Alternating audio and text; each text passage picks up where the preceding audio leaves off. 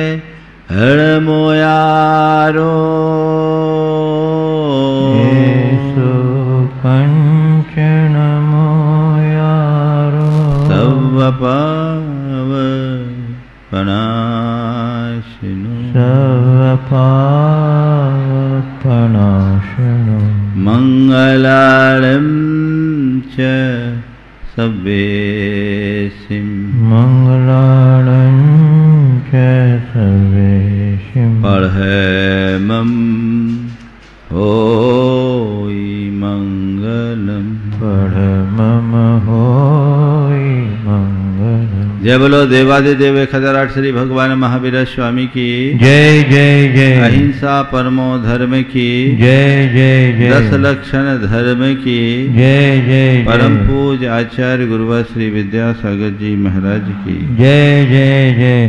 परम पूज्य 108 मनोहर श्री प्रमाण सागर जी महाराज की जय। परम पूज्य श्री अरह सागर जी महाराज की। बात ब्रह्मचर्य की है। ब्रह्म का अर्थ है आत्मा, और आत्मा में रमन करना ही सच्चे अर्थों में ब्रह्मचर्य है। इस संदर्भ में यदि बात करें तो जो अपनी आत्मा के जितना निकट है वो उतना बड़ा ब्रह्मचारी है, और जो आत्मा से जितना दूर है वो उतना बड़ा ब्रह्मचारी है। हमें ब्रह्मचारी और ब्रह्मचारी में भेद करके चलना है। आत्मा से निकटता और दूरी के आधार पर ही हम ब्रह्म और अब्रह्म का आकलन कर सकते हैं। सवाल है आत्मा से निकटता का। हमें लगता है कि हम तो आत्मा में ही हैं। हाँ, दिखता है कि हम आत्मा में हैं, लेकिन हमारे आत्मा का फैलाव पूरे संसार में। हमें हमारी आत्मा से दूर करने वाले कारक हैं काम और भोग। काम और भोग की लालसा मनुष्य को उसकी आत्मा से काफी दूर ले जाती है, जो उसे एक ऐसी मृग तृष्णा में भटकाती है जहां उसकी कोई मंजिल नहीं होती, केवल भाग दौड़ होती है, भागम भाग होती है। संत कहते हैं इस काम धाम काम भोग की लालसा से अपने आप को मोड़ो, आत्मा के स्वरूप को पहचानो, आत्मा से निकटता को बढ़ाते हुए जीवन के क्रम को आगे बढ़ाओ, जिससे जीवन का उत्कर्ष हो सके। आज 4 बातें आप सबसे करूंगा। भ्रम, ब्रह्म, चर्म, मर्म। भ्रम, ब्रह्म, चर्म और मर्म। सबसे पहली बात भ्रम के निवारण की है।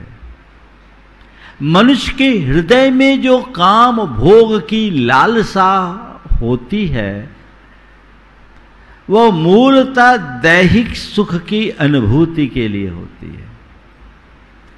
निज पर के देह से जब मनुष्य सुख पाने की लालसा जगाता है तब उसके हृदय में अब्रह्म की भावना प्रकट होती है। संत कहते हैं शरीर के आश्रित सुख की कल्पना एक भ्रम है। ये तो असुचिता का पिंड है जो शरीर को ही आत्मा मान करके चलता है और शरीर के रूप अपने आप को शरीर रूप ही मानने का भ्रम पालता है। वह केवल दैहिक सुख के पीछे भागता है। जब तक तुम्हारे मन में ये भ्रम जीवित रहेगा तब तक ब्रह्म प्रकट नहीं हो सकेगा। सबसे पहली आवश्यकता इस भ्रम के निवारण की है कि असल सुख कहाँ है। सुख देह में नहीं, सुख इंद्रिय में नहीं, सुख मन में नहीं, सुख आत्मा में है। जब तक इस यथार्थ का बोध नहीं होता, भ्रम का निवारण नहीं होता, तब तक ब्रह्म घट नहीं सकता। प्रायः हम लोग जब ब्रह्मचर्य की बात करते हैं तो ब्रह्मचर्य को बड़े उथले रूप में देखते हैं। स्त्री पुरुषों का एक दूसरे से संसर्ग नहीं रखना ही ब्रह्मचर्य माना जाता है, पर संत कहते हैं ब्रह्मचर्य का ये अर्थ बहुत उथला है। ब्रह्मचारी स्त्री पुरुषों से के संसर्ग से रहित रहता है, लेकिन केवल एक दूसरे से अलग होने का मतलब ब्रह्मचर्य नहीं, अपितु देह भाव से ऊपर उठने का नाम ब्रह्मचर्य है। देह भाव से ऊपर उठने का नाम ब्रह्मचर्य है। आचार्य समंत भद्र महाराज कहते हैं मल योनिम मल बीजम गलन मलन पूत गंध बीभत्सम पश्चन अंगम अनंगात यो विरमति ब्रह्मचारी से। जो इस शरीर को मल का योनि, मल का बीज, पूति दुर्गंध युक्त बीभत्स देखते हुए जो काम से विरत होता है वह ब्रह्मचारी है। देह से विरति का भाव तब होगा जब तुम्हें देही का बोध होगा। जब तक व्यक्ति के अंदर आत्मा का ज्ञान नहीं, तब तक उसके जीवन का उत्थान नहीं। जो शरीर को ही आत्मरूप मान करके चलते हैं, वे सब के सब भ्रम में जीते हैं, और जब तक भ्रम है तब तक आपाधापी है, भाग दौड़ है, काम भोग की प्रबल लालसा है जो संसार में उलझाती है। जब हमारे अंदर आत्मज्ञान प्रकट होता है, हमें अपने स्वरूप का भान होता है कि दरअसल मैं कौन हूं, तो फिर पर के प्रति लगाव शेष नहीं रहता। तो पहली बात, भ्रम टूटना चाहिए। भ्रम टूटे और ब्रह्म को जानो। मैं चेतन आत्मा हूं, अहम ब्रह्मस्मि, मैं ब्रह्म स्वरूप हूं, मैं आत्म स्वरूप हूं। और जिसे इसका ज्ञान होता है, जिसे इसका भान होता है, उसे इस बात का स्पष्ट आभास हो जाता है कि जो सुख आत्मा में है वो संसार में कहीं नहीं है। बाकी सुख तो तृष्णा की वृद्धि करने वाला है, आतुरता, आकुलता और संताप उत्पन्न कराने वाले हैं। लेकिन जो आत्मा की आश्रित सुख है वह परम तृप्ति और आनंद की अनुभूति देने वाला है। अभी तक मैंने सुखाभास में सुख माना, सुखाभास में सुख माना। मैंने जिनमें सुख खोजा, जिनमें सुख माना, जिनमें सुख का अनुभव किया, उसमें सुख जैसा कुछ नहीं था। एक प्रकार का छलावा था, भ्रम था, पर मैंने उसमें सुख माना। जैसे कुत्ता सूखी हड्डी चबाता है, चूसता है, उसके मसूड़े छिलते हैं, उससे रक्त निकलता है, और वो कुछ पल के लिए यह मानकर संतुष्ट होता है कि कितना अच्छा स्वाद है। पर उसको स्वाद का असली पता तब चलता है जब उसके मसूड़ों के छीलन से उसे वेदना होती है। संत कहते हैं, पंचेंद्रिय विषयों से तुम जिस सुख की अनुभूति करते हो, उसमें सुख नहीं, केवल सुख का आभास है। अल्पकालिक सुख है भी तो वो और अधिक आकुलता उत्पन्न करने वाला है, तसल्ली देने वाला नहीं है, तृप्ति देने वाला नहीं है, संतुष्ट करने वाला नहीं है। लेकिन तुम्हारी ये भ्रमपूर्ण धारणा बनी हुई है, एक बार नहीं, एक बार और, इस बार नहीं अगली बार, इस बार नहीं अगली बार, इतने में नहीं थोड़ा और, थोड़ा और, थोड़ा और, थोड़ा और करते करते पूरी जिंदगी मनुष्य दौड़ते रहता है। लेकिन जिस सुख की उसके हृदय में कामना होती है, वह सुख उससे कोसों दूर रहता है। बस बार बार बार बार इसी होड़ और इसी दौड़ में लगे रहना एक प्रकार का भ्रम है। ये सच्ची अनुभूति हर व्यक्ति के जीवन की अनुभूति है, जिसे वो मानता नहीं, अपनी भ्रांत अवधारणा के कारण बार बार उन्हीं परिणतियों में लगा रहता है। वह अनुभूति है आरंभे तापकान प्राप्तो अतृप्ति प्रतिपादकान अंतः सुदुस्तजान कामान कह पुरुषः सेवते सुधि। प्राप्त न होने के पहले जो संताप दे, प्राप्त होने पर जो अतृप्ति दे, और उसके बाद जिसे छोड़ना मुश्किल हो जाए, जो आसक्त बना दे, यानी जिसमें आतुरता है, अतृप्ति है, आकुलता है, आसक्ति है, वही तो काम और भोग है, जिसे मनुष्य अपने लिए सुखकारी मानकर पूरे जीवन पागल होता है। लेकिन आज तक न तो किसी को सुख मिला न मिल सकता है। इसमें सुख खोजना केवल और केवल एक भ्रम है। लेकिन जब तक ये भ्रम जीवित रहेगा, तब तक तुम उससे बच भी नहीं सकोगे। सुखाभास को सुख मानने वाले इस संसार में ही रोलते रहते हैं। जिसे अपने असली स्वरूप का बोध होता है, जो भ्रम को जानता है, उसका भ्रम टूट जाता है। और भ्रम के टूटते ही व्यक्ति के हृदय में आध्यात्मिक चेतना विकसित होती है और वही चेतना उसे परम ब्रह्म से जोड़ती है। साधना का परम रूप है ब्रह्म। उस ब्रह्म की उपलब्धि के लिए आचरण करना है। हमारा लक्ष्य ऊंचा होना चाहिए। काम भोग की लालसा से जो जो मुक्ति होगी, हमारे जीवन का पथ त्यों त्यों प्रशस्त होगा। दृष्टि वैसी हो, मेरा भ्रम टूटे। अभी तक मैं भ्रम में जिया हूं क्योंकि मुझे ब्रह्म का पता नहीं था। सद्गुरु की कृपा से मुझे पता लग गया। अब मुझे अपना रास्ता बदलना है। एक बात हर व्यक्ति के अनुभव की, आप सब अपने अनुभव से बताओ, वासना से कभी किसी को तृप्ति मिली? वासना मनुष्य को कभी तृप्ति दे ही नहीं सकती। वो अतृप्ति देगी, आकुलता देगी, आतुरता देगी। क्योंकि एक ऐसा घड़ा है जिसकी पेंदी नहीं है, और पेंदी विहीन घड़े को कोई कितना भरना चाहे भरेगा क्या?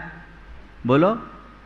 जिस घड़े में पेंदी नहीं, भले वो घड़ा स्वर्ण का हो, आकर्षक हो, तुम भरो, भरते जाओगे, पर वो घड़ा खाली का खाली रहेगा। अनादि से तुम उसी घड़े को भरने का यत्न करते आ रहे हो। तुम्हारी सारी कोशिश उसी घड़े को भरने की रही है, लेकिन घड़ा भर नहीं पा रहा है। संत कहते हैं भरेगा भी नहीं, परेशान मत हो। तुमने अनंत जीवन में भरने का प्रयास किया, नहीं भरा, इस जीवन में भी नहीं भरेगा। और कभी मैं भी तुम्हारी तरह इसे भरने की लाइन में लगा था। कभी मैं भी तुम्हारी तरह इसे भरने की लाइन में लगा था कि तभी मुझे लगा, अरे इस घड़े की तो पेंदी नहीं है, इसे भरने का कोई लाभ नहीं है। और मैंने अपने आप को मोड़ा, तभी मुझे मेरे भीतर एक दूसरा घड़ा दिखा जो अमृत से भरा था। उस पर एक ढक्कन चढ़ा था। मैंने जैसे उस अज्ञान के ढक्कन को हटाया, ब्रह्म का अमृत छलक आया। यथार्थ का विरोध होते ही जीवन की दिशा परिवर्तित होती है। उस सत्य बोध को अपने हृदय में उद्घाटित कीजिए, भ्रम को तोड़िए, तब कहीं जाकर ब्रह्म प्रकट होगा और तभी आप सच्चे अर्थों में ब्रह्मचर्य का आनंद ले सकोगे। आत्मा को पहचानो। काम भोग में कुछ भी सार नहीं है, ये श्रद्धान अपने मन में जगाओ। जिसे अपनी आत्मा का ज्ञान होता है, वो कोई हो, उसके जीवन की दिशा बदल जाती है। अयोध्या प्रसाद गोयली ने, उनकी बहुत छोटी छोटी कई मौलिक कृतियां हैं। गहरे पानी पैठ, जिन खोजा तिन पाइयां, कुछ मोती कुछ सीप जैसी छोटे छोटे आख्यान है। उसमें मैंने बहुत पहले पढ़ा था 2 प्रसंग। उन्होंने एक ब्रह्मचारिणी गाय और एक पतिव्रता चिड़िया का उल्लेख किया।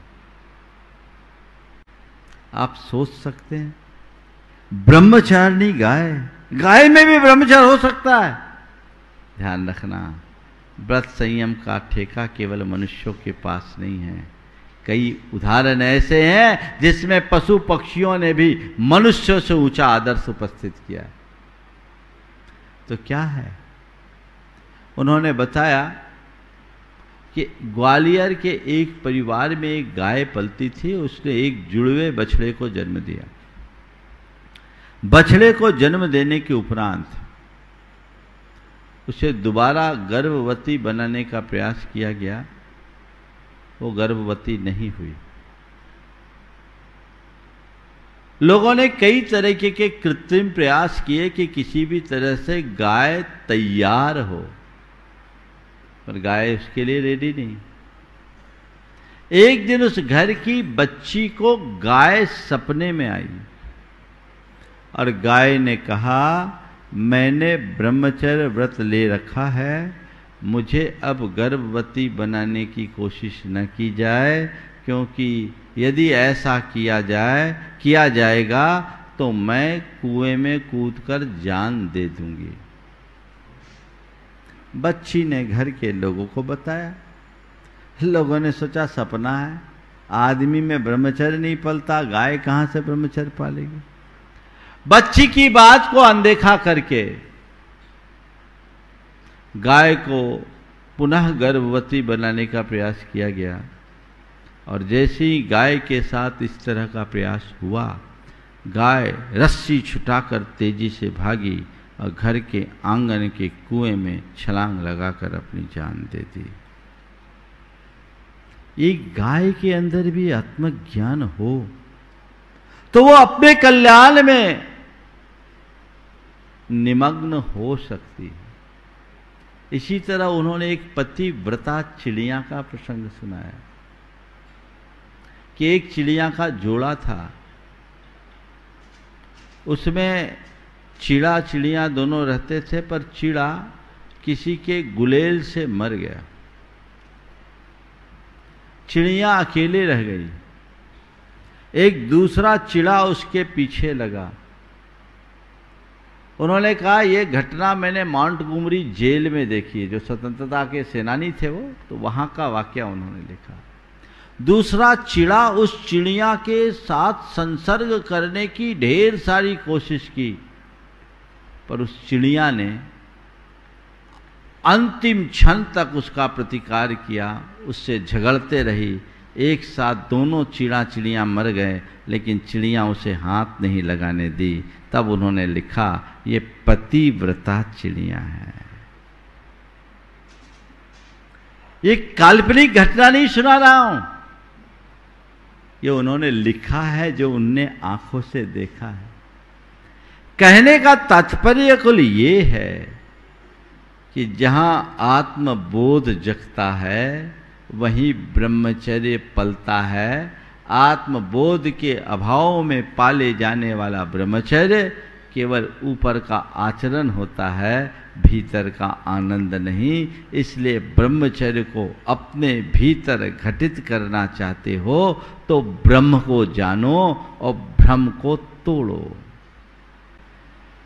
आचार्य कुंद कहते हैं, ब्रह्म को जानो, उसमें संतुष्ट हो।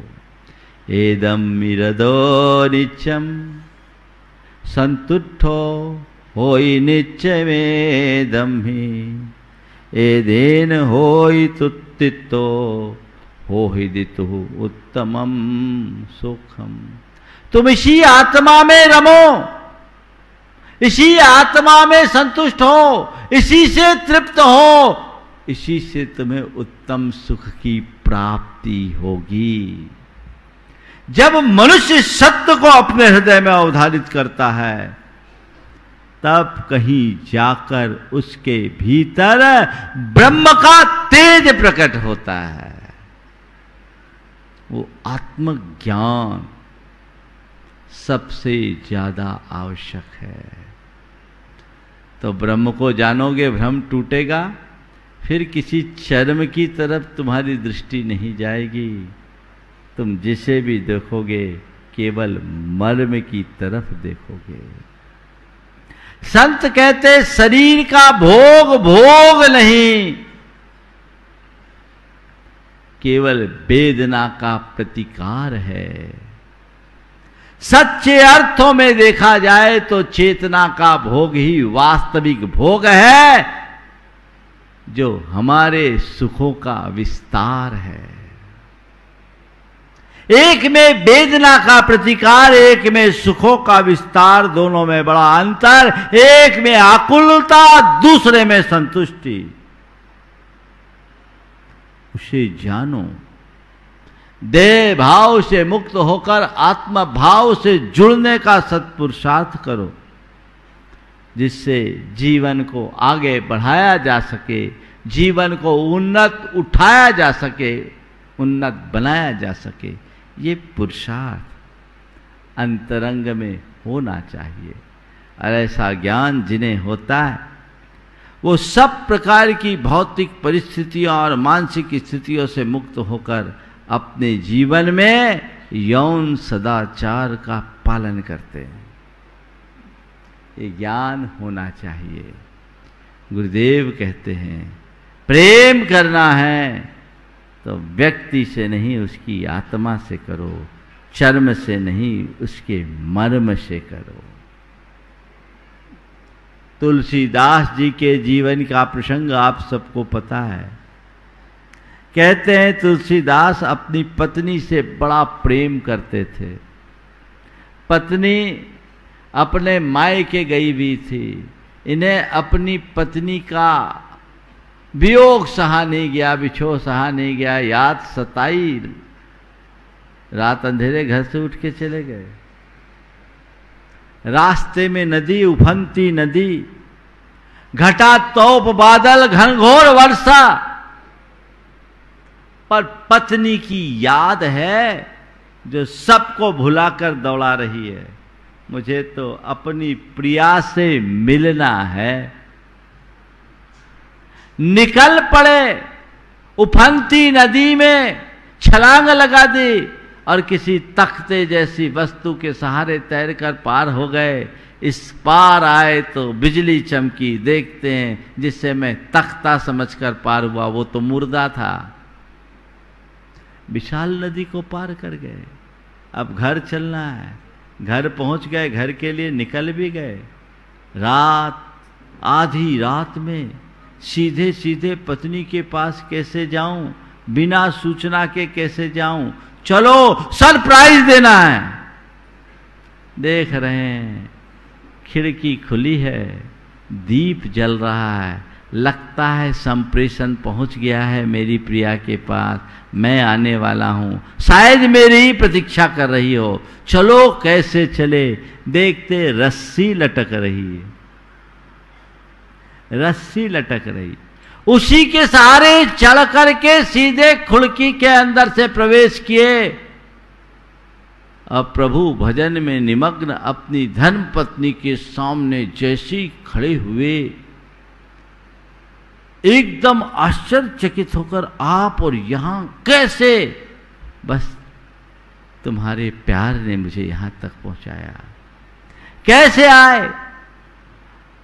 नदी में कोई नाव भी नहीं मिली, नाव नहीं मिली, पर एक तख्ता था, उसके सहारे मैं तैर कर निकला। पर क्या बताऊं, जब पार हुआ बिजली चमकी, देखा वो मुर्दा था। उसके सहारे यहां तक आए। ऊपर कैसे आए? बोले तुमने रस्सी लटका रखी थी। मैंने कौन सी रस्सी लटकाई? दीप के प्रकाश में देखा तो वहां कोई रस्सी नहीं, सांप लटका हुआ था। तब रत्नावती ने जो तुलसीदास जी की धर्म पत्नी थी, उन्होंने उन्हें फटकारा और कहा धिक्कार है तुम्हें, अस्थि चर्ममय देह संग,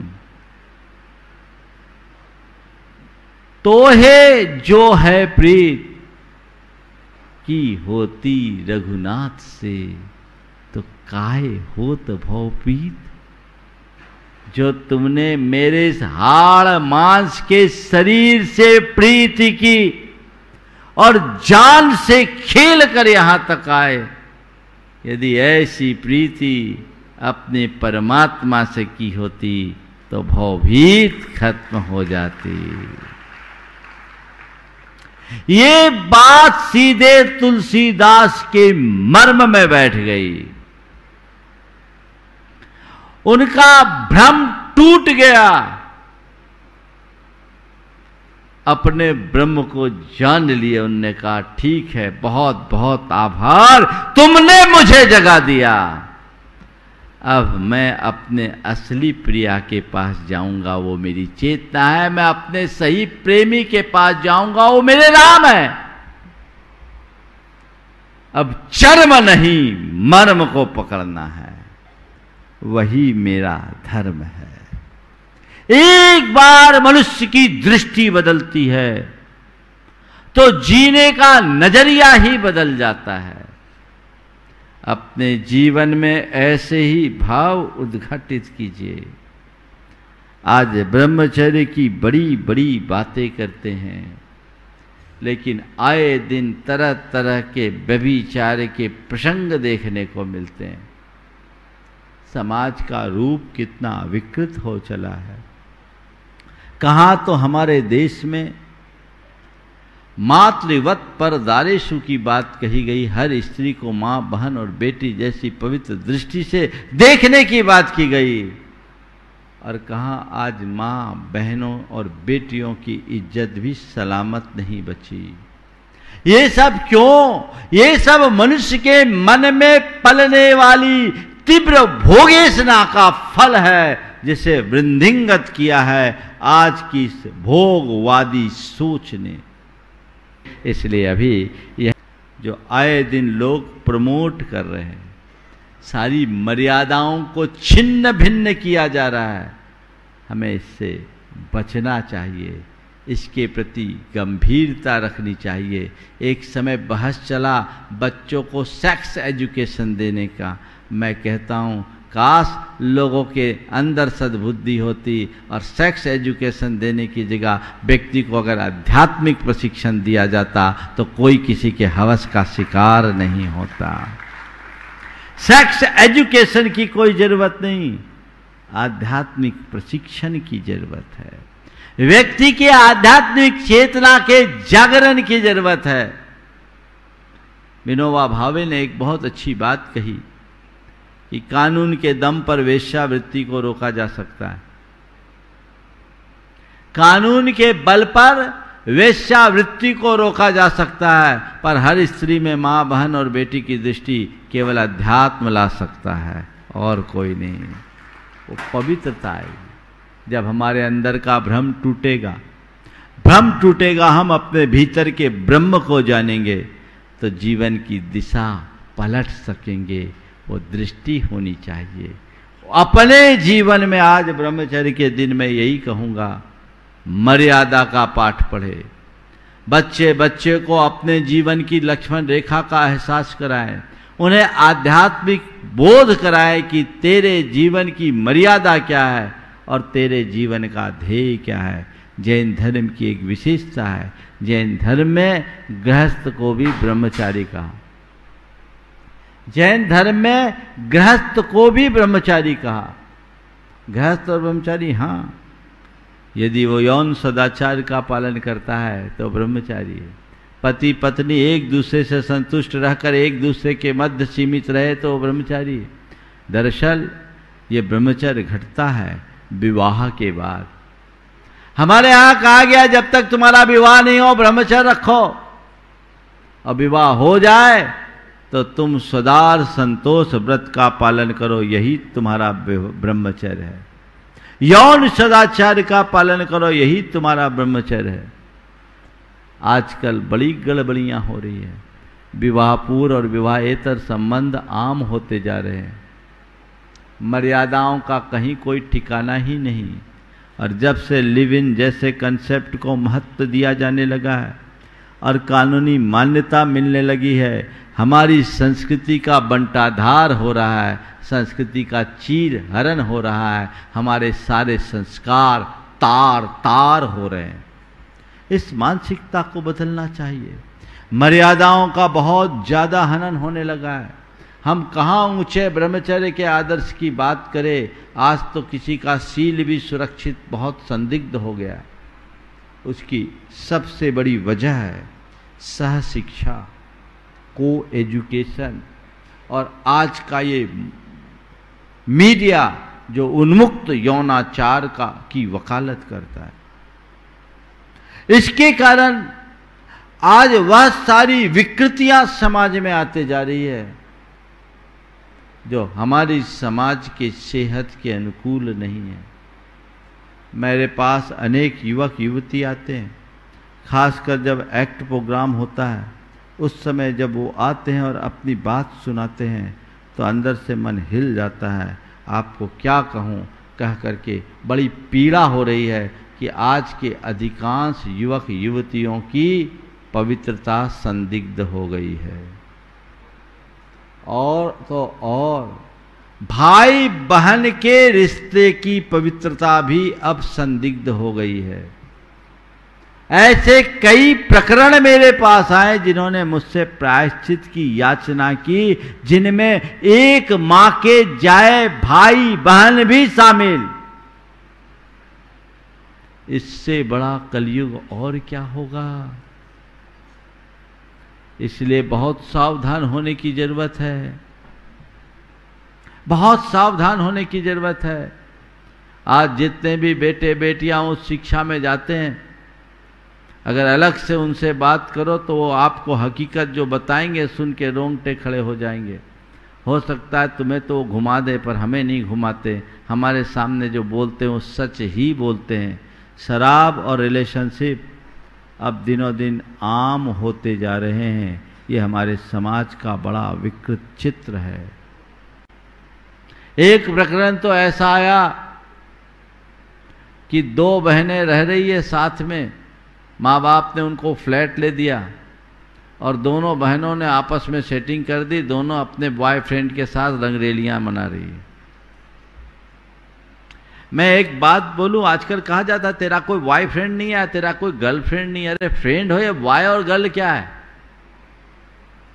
फ्रेंड होना चाहिए। ये बॉयफ्रेंड की तलाश या गर्लफ्रेंड की तलाश क्यों? इसी की आड़ में गड़बड़ियां होती है और महान अनर्थ हो जाते हैं जिसकी कल्पना नहीं की जा सकती। और सबसे बड़ी विडंबना तो यह है कि इन सब अपराधों के बाद मन में ग्लानि भी नहीं रहती। स्वाभाविक है, यौवन अवस्था में एक दूसरे का संसर्ग मनुष्य के मन को पिघलाता ही है। इसलिए इन सब बातों से बचना चाहिए। लेकिन क्या करें, आज कई जगह इंजीनियरिंग कॉलेज और कॉलेजेस खुले जो गर्ल्स के अलग लड़कों के अलग। गर्ल्स कॉलेज में लड़कियां जाना पसंद नहीं करती आजकल, और कई के अभिभावक भी पसंद नहीं करते। सब उन्मुक्तता चाहते हैं हमारा बच्चा स्मार्ट बने। पर मैं सवाल केवल इतना पूछता हूँ, क्या स्मार्ट बनने का अर्थ यही है कि सब प्रकार के अनाचार में व्यक्ति संलिप्त हो जाए, या संस्कारों को सुरक्षित रखे? किस प्रकार के स्मार्टनेस को आप पसंद करोगे? संस्कारों को सुरक्षित रखने वाले या संस्कारों की होली जलाने वाले? किसको बोलिए, किसको? हाँ, आज क्या हो रहा है, इसकी तरफ किसका ध्यान है? ड्रग एडिक्शन भी इसी का एक अंग बन रहा है। अभी एक बड़ा स्कैम हुआ, उसमें अपने ही एक परिचित का बेटा भी फंसा। बहुत ब्रिलियंट लड़का, हायर परसेंटेज लाने वाला लड़का, इंजीनियरिंग कर रहा है। माँ बाप तो सोचे कि हमारा बेटा पढ़ लिख जाएगा, पर ऐसी संगति में फंसा, अपने जीवन का सत्यानाश कर दिया, पूरे कैरियर पर दांव लग गया। उस समय माँ बाप सिर पकड़ कर रह जाते हैं। जरूरत है संस्कारों को सलामत बना के रखने की, जो आज के युग की सबसे बड़ी आवश्यकता है।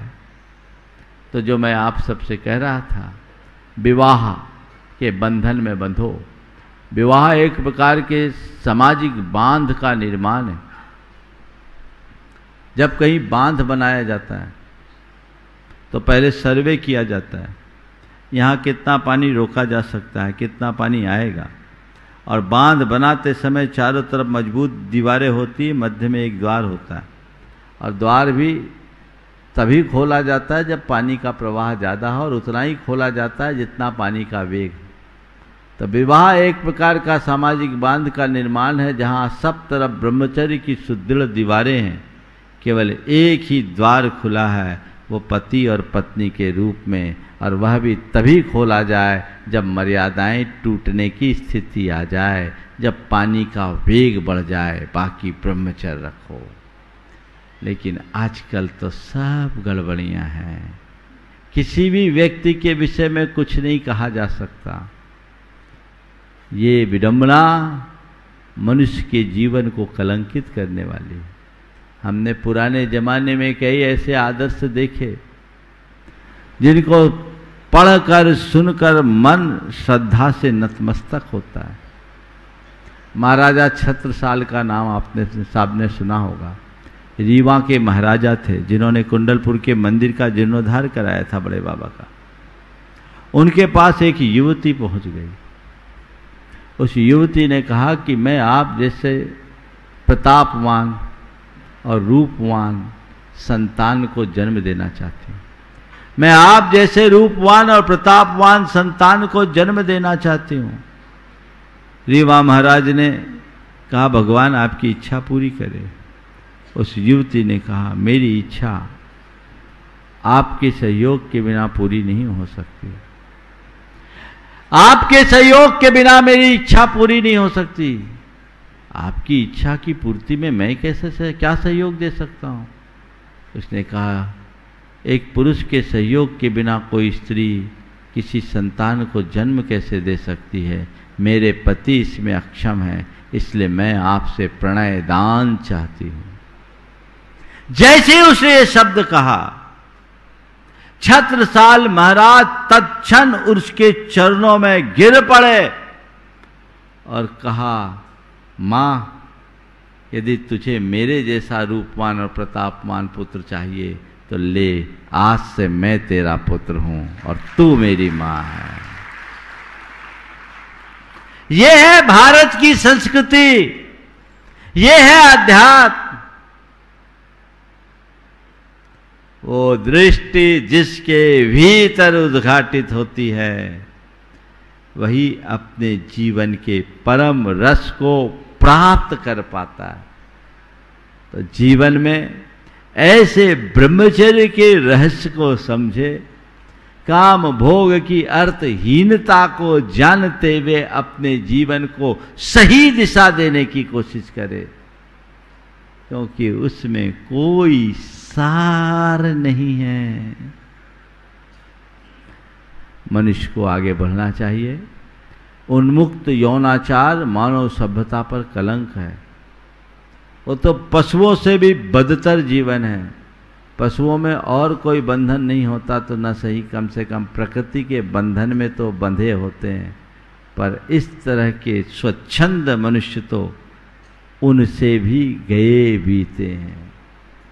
शील संयम सदाचार का पालन करने वाला मनुष्य ही अपने जीवन का कल्याण करता है। इसलिए देह भाव से ऊपर उठकर आत्म भाव को जगाओ, भ्रम को तोड़कर ब्रह्म से नाता जोड़ो, चर्म की नहीं मर्म की दृष्टि को उद्घाटित करो। गुरुदेव की बड़ी सार्थक पंक्तियां हैं। प्रीत मैं उसे मानता हूँ जो अंगातीत होता है। प्रीत मैं उसे मानता हूँ जो अंगातीत होता है, और गीत मैं उसे मानता हूँ जो संगातीत होता है। जीवन में घटित करना चाहते हो तो संगातीत गीत और अंगातीत प्रीत की अभिव्यक्ति अपने हृदय में घटित करो, जो तुम्हारे जीवन को एक नई ऊंचाई देगी, जिसके बल पर तुम्हारे जीवन की दिशा और दशा परिवर्तित होगी। वो अपने जीवन में उद्घाटित कर ले तो हमारा जीवन धन्य होगा। आज अनंत चतुर्दशी का दिन, शिविर का आखिरी प्रवचन। 10 दिन में आप लोगों ने सुना तो बहुत है, सुना कि नहीं सुना? तो केवल सुना है कि कुछ गुना भी है? गुना है कि कुछ चुना भी है? ठीक है ना? तो आपने सुना, गुना, चुना, और अब क्या करना है? अपने जीवन के लिए कुछ बुनना है, एक नया ताना बाना बुनना है। कुछ ऐसा गांठ में बांध कर ले जाओ जो वर्ष भर तुम्हारे जीवन में अनुशासन उत्पन्न कर सके और तुम्हारे हृदय में अध्यात्म की ज्योत जगाकर तुम्हारा पथ प्रदर्शित कर सके। ये पुरुषार्थ होना चाहिए। नहीं तो सब खिचड़ी हो जाए तो मामला गड़बड़ होगा। एक हलवाई की दुकान पर एक आदमी गया, उसने कहा भैया रसगुल्ला क्या भाव? बोला इस भाव। बोले 100 ग्राम तौलो। 100 ग्राम रसगुल्ला तौला। बोले एक बर्तन मंगाया, बोले इसमें डाल दो। बोले डाल दिया। बोले एक काम करो चमचम क्या भाव? बोले इस भाव। बोले एक काम करो 100 ग्राम उसको भी डालो। बोले कहाँ करना? बोले इसी में डालो। फिर बोला बालूशाही क्या भाव? बोले ये भाव। बोले ये भी 100 ग्राम तौलो इसमें डालो। वो बोला क्या? बोले मैं बोला डालते जाओ ना। बोला गुलाब जामुन क्या भाव? बोले ये भाव, ये भी इसमें डालो। बोले जलेबी क्या भाव? बोले ये भी इसमें भाव। बोले ये भुजिया क्या भाव? बोले ये भाव। बोले इसको भी डालो। बोले दाल मोट क्या भाव? बोले ये भाव। बोले इसको भी डालो। सब जितने रकम की चीजें थी सब उसने 100-100 ग्राम डलवा करके एक बर्तन में रखवाया। उसके बाद कहा अब क्या करें? बोले इसको मैश करो, मिक्स करो। समझ में क्या? बोले मैं बोल रहा हूं मिक्स करो। अगले ने मिक्स कर दिया। जब सब मिक्स हो गया बोला इसमें से 50 ग्राम हमको दो। समझ गए ना क्या बोल रहा हूं? तो कहीं ऐसा तो तुम लोग नहीं करोगे कि महाराज सब मिक्स करके 50 ग्राम मांगोगे, हमारी मिठाई और खराब हो जाएगी। वैसा मत करना, हिफाजत से रखो, सलामती के साथ जियो, जिससे अपने जीवन को बेहतर बनाया जा सके। मेरा सबको आशीर्वाद है। असली आशीर्वचन तो शाम को दिया जाएगा। सब ने अपनी व्यवस्थाएं बहुत सुचारू की और इसी व्यवस्था में अभी वो सब आशीर्वाद बाद में। त्यागी व्रती की भोजन व्यवस्था बहन शकुन दीदी ने पूरी देखी और यहाँ चंद्रकला और लता और अन्य बहनें इतने पूरे प्रवास में, चातुर्मास में ही नहीं पूरे प्रवास में कितने लोगों को भोजन कराते, कितने की व्यवस्था करते जिसकी कोई कल्पना नहीं कर सकते। लोगों को विश्वास भरोसा रहता है कि मेरे व्रत आपके कारण अच्छे से पल जाते हैं। ये सबका बहुत बहुत योगदान है। मैं सभी को इस भाव के साथ आशीर्वाद देता हूँ कि आपके आने वाले दिनों में इसी तरह उत्साह बना रहे, धर्मानुराग बना रहे और हर कोई इस व्यवस्था का अंग बनकर अपने जीवन का कल्याण कर सके। हमारे ब्रह्मचारी भाइयों ने भी बहुत अच्छा योगदान दिया और आज दोपहर में हम लोग फिर से बैठेंगे। तो एक बार आप सबसे मैं ये जरूर कहूँगा, यहाँ जाने से पहले एक आभार अपनी तरफ से सबको जरूर प्रेषित करना, मंच पे नहीं अलग से, ताकि लोगों का उत्साह बढ़े। हमेशा हमें चाहिए कि कार्यकर्ताओं का उत्साह बढ़ाएं। दान दातार बहुत मिल जाते हैं, कार्यकर्ता बहुत कठिनाई से मिलते हैं। मुझे बहुत खुशी है कि गुनायतन में कार्यकर्ताओं की कमी नहीं है। लोग तन मन धन से यहीं बस करके अपना योगदान देते हैं। मैं उन सबको आशीर्वाद देता हूँ। अब आशीर्वाद देने की बात आती तो बहुत लंबी लाइन आते जा रही है। जिनको अभी आशीर्वाद में मैंने नाम नहीं लिया, चला के नहीं लिया, उन सब की चर्चा शाम को करेंगे। इसलिए अभी यहीं पर विराम लेते हैं आगे की कार्यवाही के लिए। आप सब उत्साह के साथ इसमें जुटे रहे, इस भाव के साथ। आचार्य गुरुवर श्री विद्यासागर जी महाराज। जय जय जय। इस कार्यक्रम के पुण्यार्चक थे श्री 1008 भगवान पार्श्वनाथ दिगंबर जैन गजरथ मंदिर, सेक्टर 1 रोहतक। इस भव्य मंदिर का निर्माण श्री विजय कुमार जैन एवं श्री राजेश जैन परिवार द्वारा करवाया गया है। श्री राजेश जैन MD LPS बोसाड़, धर्मपत्नी श्रीमती संध्या जैन, श्री विजय कुमार जैन UPS लक्ष्मी, धर्मपत्नी श्रीमती दीपा जैन, श्री सुभाष चंद्र जैन, श्रीमती सविता जैन, ऋषभ जैन, श्री पल्लव जैन, श्रीमती श्वेता जैन, अर्चित जैन, आश्वित जैन, पता कोलकाता। स्वर्गीय श्री रतन लाल जी जैन की स्मृति में श्रीमती रमीला जैन, श्री शांतिलाल जी जैन, श्रीमती सोनल जैन, श्री मयंक जैन, गर्भ एवं पर्व जैन, बांसवाड़ा राजस्थान, श्रीमती शांता देवी, श्री कांतिलाल जी जैन, तृप्ति हर्ष जैन, शिरोमणि संरक्षक गुणायतन, विनीता विकास जैन, सारा अवनी रिद्धि अनंत तीर्थेश जैन, इंदौर मध्य प्रदेश, श्रीमती सीमा, श्री विनोदी लाल जैन, शुभी राज जैन, प्रणम जैन, प्रतापगढ़ राजस्थान एवं समस्त बारोड़ परिवार। पुत्र रत्न प्राप्ति की खुशी में सौभाग्यवती प्रीति श्री निश्चय पाटिल, दादाजी दादीजी श्री अभय सौभाग्यवती श्रीमती कविता पाटिल, पड़दादी श्रीमती कंचनमाला पाटिल, चाचाजी श्रेयस पाटिल, नानाजी नानीजी श्री महावीर सौभाग्यवती वंदना मखदुम, मौसाजी मौसी जी श्री भरत सौभाग्यवती प्रियंका गैबिसे, भैया सौधर्म और दीदी मनस्वी। श्री भावेश बाबूभाई पारिक, शिल्पा भावेश पारिक, ध्वनि भावेश पारिक, मुंबई।